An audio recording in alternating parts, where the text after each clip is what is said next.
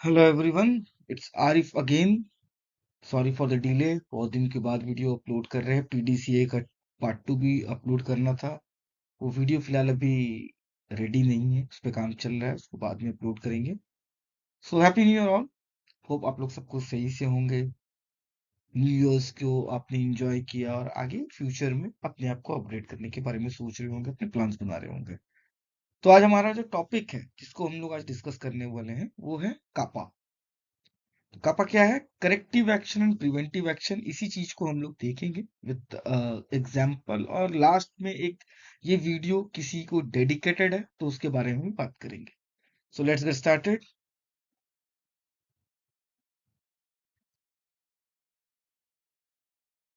So here, corrective action preventive action क्या है? Corrective action क्या है?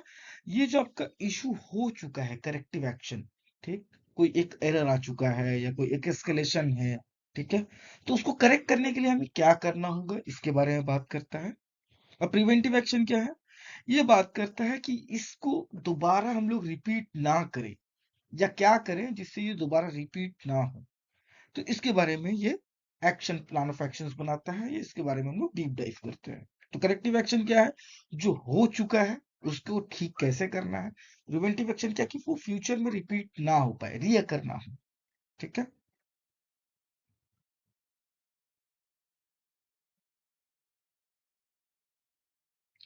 अब दोनों में कंपैरिजन करते हैं। ठीक है। तो करेक्टिव एक्शन और प्रिवेंटिव एक्शन, दोनों का पर्पस क्या है? करेक्टिव एक्शन एग्जिस्टिंग इशू को फिक्स करने के बारे में काम करता है, और प्रिवेंटिव एक्शन क्या है, कि पोटेंशियल फेलियर्स फ्यूचर में जो हो सकता है उसको रोकने के लिए है। ये किस पे ट्रिगर करता है करेक्टिव एक्शन? अगर कोई डेविएशन हो गया, कोई फेलियर हो गया, या किस तरह का कोई कंप्लेंट आ गया, ठीक। और हमारा प्रिवेंटिव एक्शन किस चीज पर ट्रिगर होता है? वो रिस्क एनालिसिस पे होता है, ट्रेंड्स जो चल रहा हो उस पे होता है, ठीक, या हमारे इंटरनल ऑडिट में कुछ ऐसा कुछ मिल गया, ठीक, जो आगे चल के बहुत बड़ा हो सकता है, उसके बारे में। करेक्टिव एक्शन का फोकस क्या है? आरसीए ढूंढना है हमें एक स्पेसिफिक प्रॉब्लम का। और प्रिवेंटिव एक्शन क्या है? कि कोई सिस्टम वीकनेस में हो या कोई आगे चल के फेल हो सकता है, उस पे फोकस करता है। करेक्टिव एक्शन का आउटकम क्या होगा? एलिमिनेट करना होगा जो नोन इशू है उसको, ठीक। और जो प्रिवेंटिव एक्शन उसका क्या है, कि ये हमें कम करना है जो नया इशू ना क्रिएट हो पाए। जो आगे से एक इशू क्रिएट हो चुका है, ठीक, जिसपे हम लोग काम कर रहे हैं, एक्शन बना रहे हैं, ठीक, पर वही चीज को दोबारा रिपीट ना हो पाए, यही हमारा प्रिवेंटिव एक्शन के ऊपर है। Moving to the next slide. Benefits of CAPA. Benefits क्या है, एक्सप्लेनेशन क्या है, इसमें इस स्लाइड में इसको डिस्कस किया गया है। तो पहला बेनिफिट क्या है, कि ये ऑपरेशनल रिस्क को जो है रिड्यूस करता है। इससे फायदा क्या होगा, कि ये प्रिवेंट करता है हम लोगों का, कि जो प्रोडक्शन है, ठीक है, वो इस एक ही चीज को दोबारा रिपीट ना करे, ठीक है। ये इस चीज का एक रीवर्क करके देता है। एंश्योर्स रेगुलेटरी कंप्लायंस, जो हमारा कंप्लायंस है, ठीक, वो रेगुलेटरी चलता रहे, इंश्योर करता है हमारा कापा, ठीक। और ये इसका कहाँ यूज हो सकता है? जैसे जहां पे ऐसे ऑर्गेनाइजेशंस जो ISO 9001 सर्टिफाइड है, या 13485 सर्टिफाइड है, ठीक है, इन सब जगहों पे इस चीज को यूज किया जाता है। कापा से क्या होता है, कि क्वालिटी इंप्रूव होता है, ठीक। और इससे क्या होगा, कि हमारा जो प्रोसेस है वो स्ट्रांग होता जाएगा, क्योंकि हम डिफेक्ट्स को कम करते जाएंगे, और हमारे प्रोडक्ट को, प्रोसेस को स्ट्रेंथ देते जाएंगे, रिलायबिलिटी बढ़ता जाएगा। बेनिफिट और क्या है? कस्टमर के ऊपर ट्रस्ट हम लोग पा सकते हैं, ट्रस्ट जीत सकते हैं, ठीक। और इसका क्या है, कि कस्टमर जो है हमारे, source customer that issues are taken seriously, कि हमारा जो कस्टमर्स पे इशू है, ठीक, उसको हम लोग सीरियसली लेते हैं। देखिए देखिए, ये कभी भी अगर कोई प्रॉब्लम होता है, कोई कस्टमर अगर कॉल करता है, मेल करता है, ठीक है, तो स्क्रिप्ट यूज करते हैं, असुविधा के लिखिए यदि निश्चिंत रहे आपकी पूरी सहायता की जाएगी। ऐसा क्यों करते हैं? क्योंकि हम लोग कस्टमर को बताना चाहते हैं कि आपके साथ जो प्रॉब्लम हुआ है, ठीक, इससे हमें प्रॉब्लम हो रहा है, आप हमारे लिए इंपॉर्टेंट है, और हमारी कोशिश रहेगी कि फ्यूचर में इस तरह का ऐसा कोई प्रॉब्लम ना हो, और श्योर करते हैं हम लोग उसे, ठीक। लास्ट क्या है बेनिफिट? टीम में अकाउंटेबिलिटी को बढ़ाता है, बूस्ट करता है, ठीक। और सबको इससे अपना अपना ऑनरशिप ले सकते एक एक एक्शन का।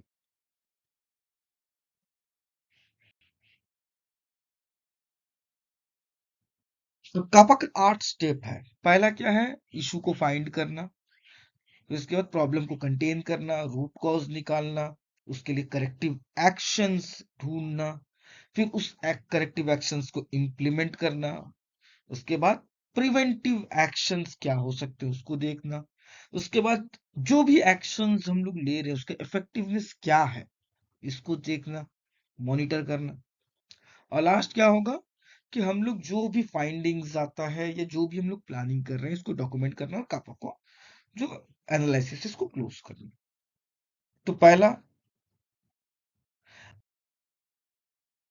Identify the cause clear. तो सबसे पहला चीज क्या है कापा के लिए कि जो हमारा एरर है या इशू है या प्रॉब्लम है उसको पहले अच्छे से आइडेंटिफाई करना है। यहाँ पे एक एग्जांपल को हमने डिस्कस किया है। पहला है, एक ऐसा एग्जांपल है जैसे कि लेट्स सपोज एफसीआर। एफसीआर क्या है, फर्स्ट कॉल रिजोल्यूशन। ठीक, ये एक बीपीओ का एग्जांपल लिया गया है जहां पर जो एफसीआर है वो ड्रॉप हो गया है। टारगेट था 75%, अब वो नीचे आ गया है 68% पे है वो प्रोसेस। मतलब जो कंप्लायंस होना चाहिए था उसको हम लोग मीट नहीं कर पा रहे हैं। तो इस एनालिसिस में कौन कौन इन्वॉल्व है, एजेंट्स जो लोग कॉल ले रहे हैं या चैट ले रहे हैं वो इन्वॉल्व है, और क्वालिटी टीम इन्वॉल्व है। ठीक, क्या फेल हुआ है, एफसीआर फेल हो चुका है। ठीक, 75 का रिक्वायरमेंट था और प्रोसेस जो है 68% पे रन कर रहा है। ठीक, ब्लीड कर रहा है, इससे कह सकते हैं। ठीक है, और जो कस्टमर्स को हम लोग रिजोल्यूशन दे रहे हैं वो 24 घंटे के अंदर दोबारा वही कस्टमर्स कॉल कर रहे हैं। ठीक, कब हुआ ये हाइपोथेटिकली मैंने एक एग्जांपल लिया है कि 1 नवंबर से लेकर 3 नवंबर के बीच में ज्यादा कस्टमर्स कॉल किए हैं, उन सबका एफसीआर हमारा मीट नहीं हो पाया और वो कस्टमर्स दोबारा कॉल कर रहे हैं। Where was the failure, failure कहाँ हुआ है। ठीक, ये एक ऐसे कॉल्स में हुआ है जहां पे एग्जांपल अकाउंट रिकवरी का प्रॉब्लम हो रहा है, जहां पर कस्टमर अपना पासवर्ड रीसेट कर रहे हैं, वैसे कॉल्स में ऐसा प्रॉब्लम हो गया है। ठीक, कैसे डिस्कवर हुआ है, ये डिस्कवर हुआ है वीकली हमारा डैश परफॉर्मेंस डैशबोर्ड पे ये नो बाहर आ गया है, या ऑडिटर्स ने ऑडिट किया तो उनको ये मिल रहा है, या सीआरएम पे जब कस्टमर का हम लोग नंबर डाल रहे हैं या उसका आईडी डाल रहे हैं तो लिख रहा है कि ये एक रिपीट कॉलर कस्टमर है। ठीक है, तो ये हमें आइडेंटिफाई कर लिया हमने कि इशू क्या है, प्रॉब्लम स्टेटमेंट क्या है। ठीक, आगे चलते हैं। Contain the problem immediately. अब इसमें क्या करना होगा हमें कि इसमें हम लोगों ने एक दूसरा एग्जांपल लिया है। ठीक है, कि एक ऐसा इशू है कि एसएलए जो हम लोगों का टारगेट है, ठीक है, सर्विस लेवल एग्रीमेंट, वो जो है मीट नहीं हो पा रहा है। बहुत सारे कस्टमर्स को वेट करना पड़ रहा है, हाई वेटिंग टाइम चल रहा है।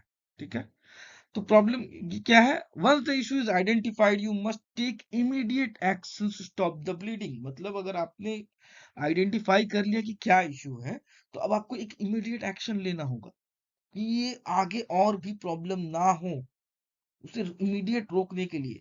ठीक, तो इसमें हमने जैसे एक एग्जांपल के तौर पे जैसा मैंने बताया इसलिए ब्रीच कर रहा है। ठीक है, तो इसमें 3 एक्शंस हैं। जैसा पहला क्या है कि जो हमारा एक शिफ्टर है, ठीक, हम लोग उससे कह सकते हैं कि आप लोग ओवर टाइम कर ले। ठीक है, या थोड़ा या जो नेक्स्ट शिफ्ट आएंगे उन्हें हम लोग कह सकते हैं थोड़ा आगे आने के लिए, क्योंकि हाई वेटिंग टाइम है, बहुत सारे कस्टमर वेट पे ही चले हुए हैं, उनको आंसर्स नहीं मिल पा रहा है, प्रॉब्लम का सॉल्यूशन नहीं मिल पा रहा है। दूसरा क्या कर सकते हैं हम लोग, एक्शन ले सकते हैं कि हमने एजेंट्स को आगे से अगर क्रॉस ट्रेन करके रखा है तो उसको इंटरचेंज कर सकते हैं। अगर कोई कॉल्स ले रहा है, ठीक है, तो हम लोग उसे चैट में भी डाल सकते हैं। अगर कोई चैट वाला है तो उसको ईमेल में डाल सकते हैं, ईमेल वाले को हम लोग चैट में भी डाल सकते हैं, इंटरचेंज कर सकते हैं। ठीक है, कि अगर मेरा कोई एक एलओबी पिट रहा है, इसका एसएलओ पिट रहा है तो उसको क्विक फिक्स करने के लिए ये एक एक्शन ले सकते हैं। तीसरा क्या है कि अगर आपके पास में ऑप्शन है तो आप आईवीआर पे आप ये एक नोटिफाई कर सकते हैं कि कस्टमर जब कॉल करे तो उन्हें ये चीज सुनाई दे कि हाई कॉल वेटिंग चल रहा है, आपकी कॉल कतार पे है, आपको लंबा इंतजार करना पड़ सकता है या आपको इतनी देर तक इंतजार करना पड़ेगा। ठीक, तो ये हमारा हमने जो एक्शन डिसाइड किया, ये किस पे डिसाइड किया कि हमारा जब इशू पता चल गया, क्या इशू था हमारा कि हाई कॉल वेट चल रहा है, कस्टमर्स को बहुत वेट करना पड़ रहा है।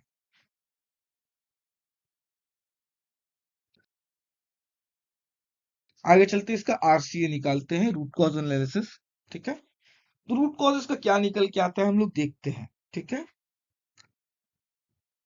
सेम इशू है, एसएलए ब्रीच कर जा रहा है। ठीक है, after containment you must find the actual reason the failure occurred, क्या आपको एक्चुअल रीजन निकालना होगा कि क्यों फेल हो रहा है।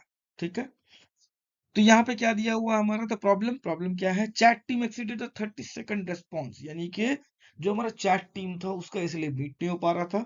हम लोगों को पहला रेस्पॉन्स कस्टमर को 30 सेकंड के अंदर दे देना चाहिए था, पर वो हो नहीं पा रहा था। ठीक है, वाई वॉज द ऐसे एक्सीडेंट, ऐसे क्यों एक्सीड हो रहा है, वो ऐसा इसलिए है क्योंकि हमारे पास में चैट का वॉल्यूम जो फोरकास्ट था कि हमारे पास में लेट सपोज एक दिन में 50,000 चैट्स आने वाले थे, लेकिन उससे वो ज्यादा आ चुका है, 40% ज्यादा आ चुका है। ठीक, अब हम लोग देखते हैं कि क्यों आ गया है ये।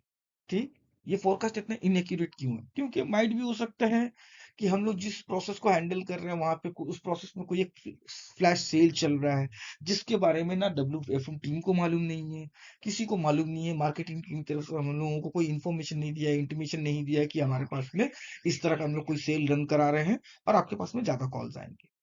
ठीक, उसके बाद में है कि WFM को क्यों नहीं पता है, क्योंकि WFM के बारे में उन लोगों ने किसी तरह का कोई कम्युनिकेशन किया ही नहीं है क्लाइंट की तरफ से। ठीक है, और WFM टीम और क्लाइंट टीम दोनों में कोई इंटरेक्शन ही नहीं हुआ इस चीज के बारे में। क्यों ये चैनल कम्युनिकेट नहीं हो पाया है, क्योंकि फिलहाल जो हमारे पास जो SOP है वो सिर्फ हमारा रिव्यूज में ही कनेक्ट होता है, आगे से किसी तरह का कोई इंटीमेशन नहीं आ रहा। अगर लेट सपोज फोरकास्ट में कुछ चेंजेस होगा तो वो बताया नहीं जा रहा है। ठीक, ये आगे से क्यों नहीं हुआ है, क्योंकि ये जो सेल होता था ये अचानक से सेल हो गया है। ठीक, कंपनी को अचानक से प्रोसेस को अचानक से डिसाइड किया कि हम लोग कुछ सेल रन करेंगे और वो उस पर कर चुका है, और जिसका आगे से प्लानिंग नहीं था, जिसके कारण में कस्टमर्स ज्यादा कॉल कर रहे हैं या चैट ज्यादा कर रहे हैं, कनेक्ट कर रहे हैं और हम लोग उनको आंसर नहीं दे पा रहे हैं। ठीक है, आरसीए करने के लिए आप और भी टूल्स यूज कर सकते हैं, जैसे फिशबोन है, परेटो है और फॉल्ट एनालिसिस है। इन सब के बारे में इन फ्यूचर अगर मैं किसी वीडियो को बनाऊंगा तो आप लोगों को बताऊंगा जरूर। नेक्स्ट चलते हैं, अब करेक्टिव एक्शन प्लान क्या है। ठीक, वो जो हमारा एसएलए मीट नहीं हो पा रहा था, इसके करेक्टिव एक्शन के लिए हमने यहाँ पे उसी टॉपिक पे ही उसी प्रॉब्लम स्टेटमेंट को डिस्कस करने के लिए तीन हमने एक एक्शन प्लान बनाया है। एक नया कम्युनिकेशन प्रोटोकॉल टूल बनाना होगा हमें, जहां पे प्री कैंपेन ब्रीफिंग को डिस्कस कर लिया जाएगा 72 आवर्स से पहले। लेट सपोज अगर प्रोसेस आगे से डिसाइड कर लेता है कि हमें कि लेट सपोज 26 जनवरी को एक सेल होने वाला है। ठीक, तो 26 जनवरी का 72 आवर्स पहले ही WFM टीम को ये आगे से इंटीमेशन हो जाना चाहिए कि देखो हमारे पास में एक सेल होने वाला है। तो WFM टीम के पास में 72 आवर्स रहेगा, वो प्लान कर सकते हैं, जो लोग वीक ऑफ पे होंगे उनको बुला सकते हैं, वीक ऑफ एडजस्ट करा सकते हैं, जो लीव्स पे होंगे उन्हें बुलाया जा सकता है, OT हम लोग कर सकते हैं। ठीक, ताकि हमारा जो SLA वो ब्रीच ना हो। दूसरा क्या है, WFM इंटीग्रेशन, अगर कभी भी वॉल्यूम ऐसा अपलिफ्ट हो रहा है, ठीक, तो उसका आगे से एक क्लाइंट मस्ट प्रोवाइड एक्सपेक्टेड, अगर उसका कितना वॉल्यूम अपलिफ्ट हो सकता है, एक प्रोमो से पहले उसको एक नंबर में बता दे, 20% अप होगा, 30% होगा, 40% होगा, तो WFM टीम उसके अकॉर्डिंगली प्लान कर सकता है। तीसरा क्या है, ऑटोमेटेड अलर्ट्स कर सकते हैं। अगर ऐसा कुछ होता है कि मेरा प्रोसेस डिमांड करता है कि उसको सेल रन कराना है, जैसे लेट सपोज ई कॉमर्स की अगर बात करें तो बहुत सारे ई कॉमर्स क्या करते हैं कि फेस्टिवल्स में आपको सेल रन कराते हैं, 15 जनवरी, 26 जनवरी, क्रिसमस, इन सब में भी वो लोग सेल रन कराते हैं। तो अगर ऐसा कुछ भी होता है, लेट सपोज अगर होने वाला है, ठीक, तो 14 दिन पहले ही बता दिया जाए, एक पॉपअप या किसी तरह का कोई चीज शेयर कर दिया जाए मार्केटिंग टीम की तरफ से, क्लाइंट वालों की तरफ से, टू WFM टीम और टू द BPO जो प्रोसेस हैंडल कर रहे हैं, कि देखो भाई हम लोग इस तरह का कुछ प्लान कर रहे हैं, तो आप भी आगे से अपने मैन पावर को उसी तरह से प्लान कर लो। ठीक है, चलते हैं नेक्स्ट स्लाइड पे। Define preventive actions, preventive actions अब इसमें क्या क्या हो सकता है। ठीक है, preventive actions stop similar problems, कि इसी तरह का ये जो एसएलए ब्रीच का जो हमारा प्रॉब्लम था वो दोबारा फ्यूचर में ना हो, इसी चीज के लिए ही हम लोग अब आगे क्या कर सकते हैं। तो इसमें तीन चीज है। पहला क्या कर सकते हैं हम लोग, what's missing from our risk control, हमारा जो रिस्क है, ठीक, तो फ्यूचर में रिस्क हो सकता है, तो उसको कंट्रोल करने के लिए हम लोग क्या कर रहे हैं, इस पे एक्शंस कर सकते हैं हम लोग। दूसरा, अगर इसी तरह का प्रॉब्लम किसी और डिपार्टमेंट में अगर अराइज हो जाता है, तो उसके लिए भी प्लानिंग करना होगा हमें। ठीक, ये तो था हमारा एसएलए ब्रीच कर गया। लेट्स सपोज अगर क्वालिटी मीट नहीं हो पाया, एफसीआर मीट नहीं हो पाया, या सी सेट मीट नहीं हो पाता है, तो उसके लिए भी आगे से प्लानिंग करके रखना होगा कि अगर ऐसा कुछ होता है तो हमें ये चीज को इम्प्लीमेंट करना होगा। तीसरा क्या है कि can this issue occur on another line. Let's suppose, जैसा मैंने बताया, अगर ये चैट में हुआ, ठीक, तो क्या अगर इसी तरह का कोई इशू हमारे आईबी में हो गया, इनबाउंड जो पार्टनर, इनबाउंड जो लाइन ऑफ बिजनेस है उसमें अगर हो गया, तब क्या करेंगे। ठीक, तो यही प्रिवेंटिव एक्शन है। तो आपने एक से सबक सीख लिया, और दूसरी बार किसी भी लाइन ऑफ बिजनेस में किसी भी आपका जो मैट्रिक्स है उन सबको अगर हार्म ना हो, आगे से आप वेल प्रिपेयर्ड रहे।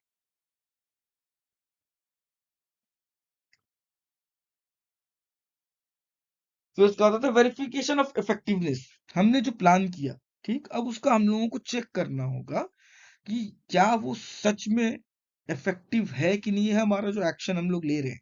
ठीक है, तो क्या क्या कर सकते हैं इस पे हम लोग। ठीक,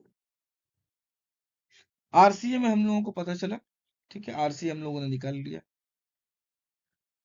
पहला है wait for the next event, अगला जो इवेंट आता है, ठीक, उस पे देखते हैं कि हमने जो प्लानिंग किया प्रिवेंटिव एक्शन पे, पहला तो मेरा एक एसएल एसएल तो पिट चुका है एक सेल में।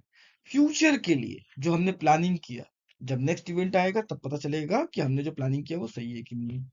इसका ऑडिट का प्रोसेस रखना होगा। कैंपेन का, जो अगर कोई सेल्स आता है, ठीक है, तो मार्केटिंग टीम की तरफ से कुछ अपडेट आता है, तो पहले ही ब्रीफिंग कर लेना होगा। ठीक, साथ साथ में क्या करना होगा, हम लोगों को चेक करना होगा, डीप चेक कर सकते हैं कि क्या जो सेल से रिलेटेड इंफॉर्मेशन है हमारे मैन पावर को पता है कि नहीं है, वो रेडी है कि नहीं इस चीज को हैंडल करने के लिए। ठीक है, उसके बाद क्या करेंगे, चेक द डेटा। ये जो एवरेज स्पीड ऑफ आंसर है, क्या ये 30 सेकंड के अंदर है कि नहीं है। फिर इसके बाद हम लोग इसको कंपेयर करेंगे। ठीक है, कि लास्ट टाइम इतना था, हमने एक्शन लिया, प्लानिंग किया, उस पर इतना आ रहा है, डिफरेंस आ रहा है कि नहीं आ रहा है। अगर नहीं आ रहा है, फिर क्या करेंगे हम लोग, फिर से एक आरसीए करेंगे और दोबारा फिर से प्लानिंग करेंगे।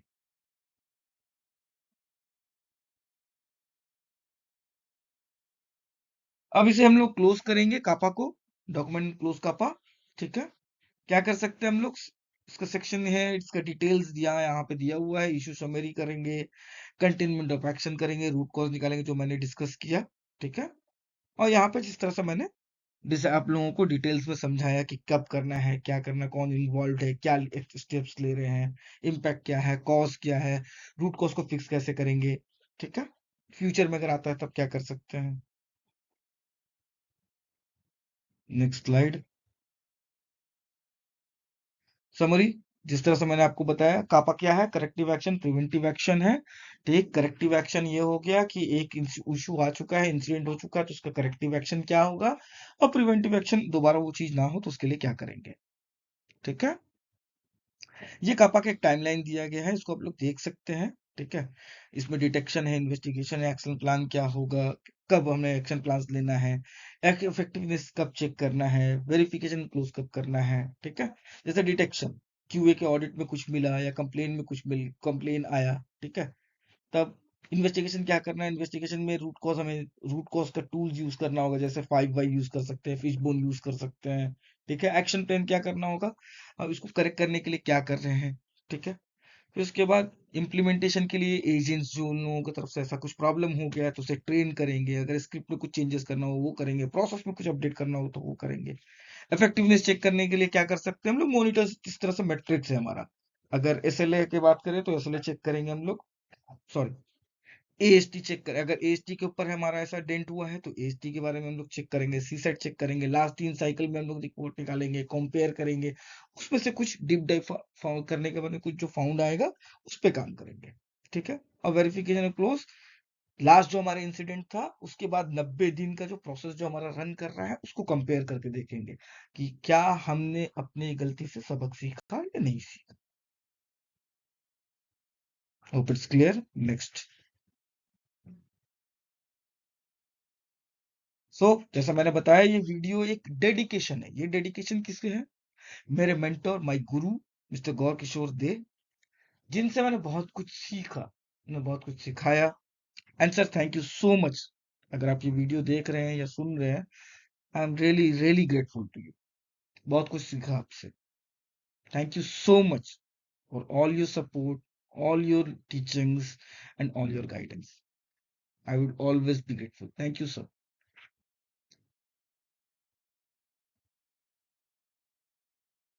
Here we are ending the topic. आप लोग चाहे तो मुझसे कनेक्ट कर सकते हैं। Thank you so much. हाँ, वीडियो थोड़ा लेंदी हो गया, कोई बात नहीं। अगली बार कोशिश करेंगे कि थोड़ा इसे शॉर्ट करेंगे। तब तक के लिए thank you so much. Channel को सब्सक्राइब कीजिए, वीडियो एंजॉय कीजिए, अपने फ्रेंड्स उन लोगों को शेयर कीजिए। Have a great day. Thank you.